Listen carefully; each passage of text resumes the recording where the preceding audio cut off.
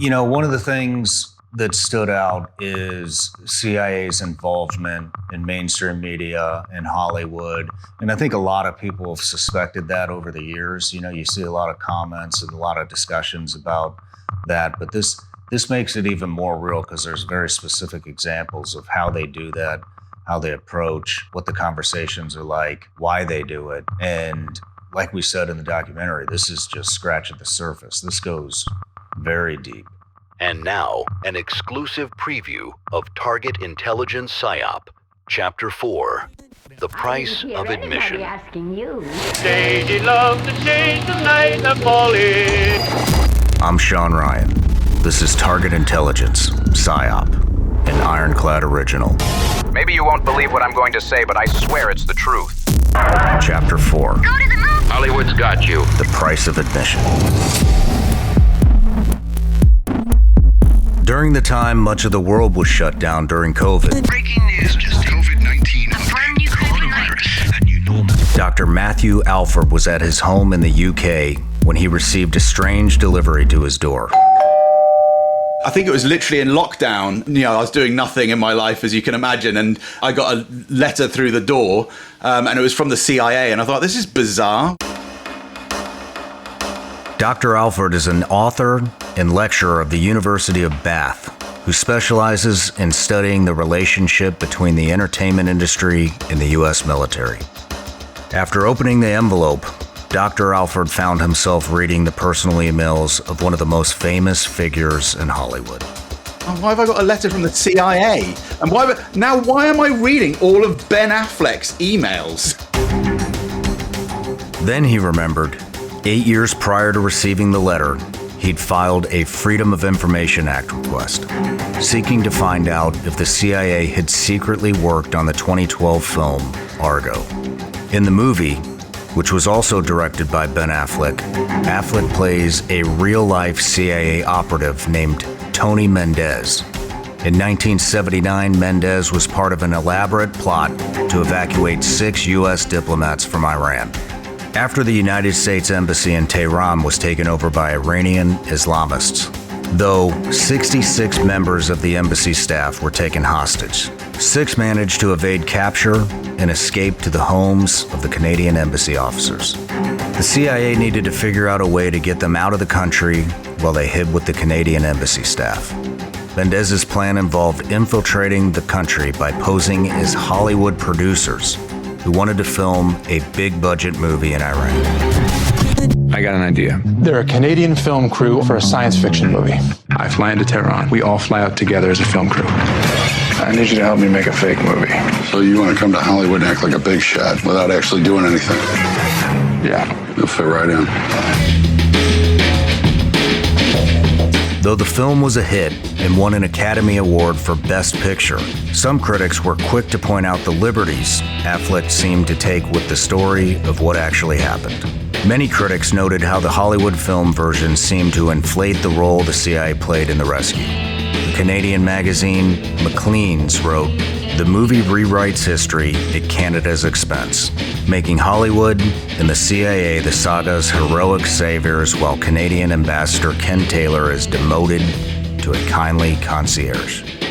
In response to the criticism, in later versions of the film, Affleck would change the on-screen postscript text to read, "The involvement of the CIA complemented efforts of the Canadian Embassy to free the 6 held in Tehran. To this day, the story stands as an enduring model of international cooperation between governments." What Dr. Alford wanted to know is if the CIA itself was involved in Affleck's artistic liberties with the story. Dr. Alford is the author of the book National Security Cinema, The Shocking New Evidence of Government Control in Hollywood, and co-produced the documentary Theaters of War. He and his fellow researchers frequently submit Freedom of Information Act requests to learn about the CIA and the military's efforts to influence the movies and TV shows Americans watch. As it turned out, the CIA was very involved in supporting Argo. And of course, it was that I'd put in a Freedom of Information Act request in 2012 that had taken over 8 years to come through. No one knew that there'd been actual contact between CIA and producers for that show until this information came through. So there are several of these shows that actually, whether they intended to cover it up or not, basically the information didn't come out that they'd been working on those, that they'd been working closely with the producers.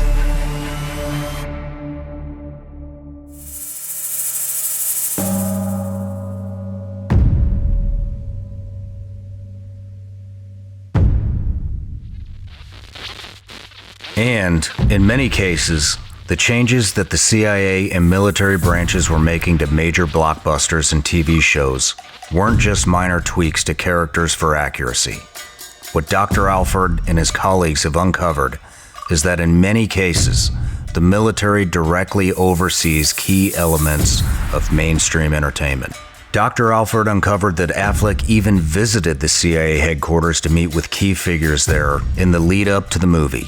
However, documents Dr. Alford reviewed show that permission to film at the Langley campus was only given after several script reviews by the CIA. Emails between officials at CIA called the film a, quote, good news CIA story.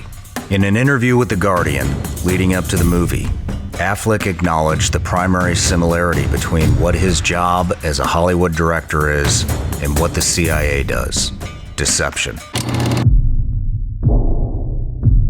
One of the themes of Argo is about storytelling and how powerful it is, from political theater to the way we kind of communicate to our children to the way that we inspire people, and it's interesting that Hollywood and the clandestine services are both spend most of their time convincing people that something that's not true is in fact true.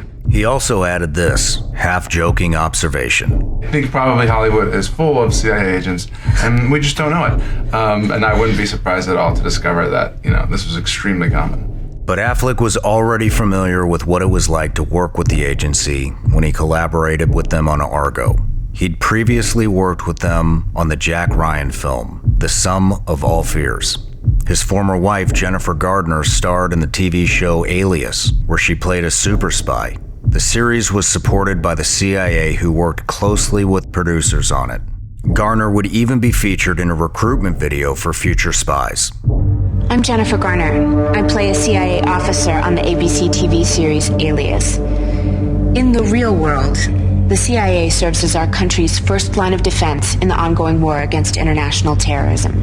If you're an American citizen and seek a challenging, rewarding career where you can make a difference in the world and here at home, contact the agency. But what Matthew Alford and his colleagues have discovered is the connections go deeper than most in the public can imagine. The US military has worked with Hollywood producers for about 110 years or so. As Dr. Alford explains, the military has long seen value in being able to affect how they are portrayed on screen.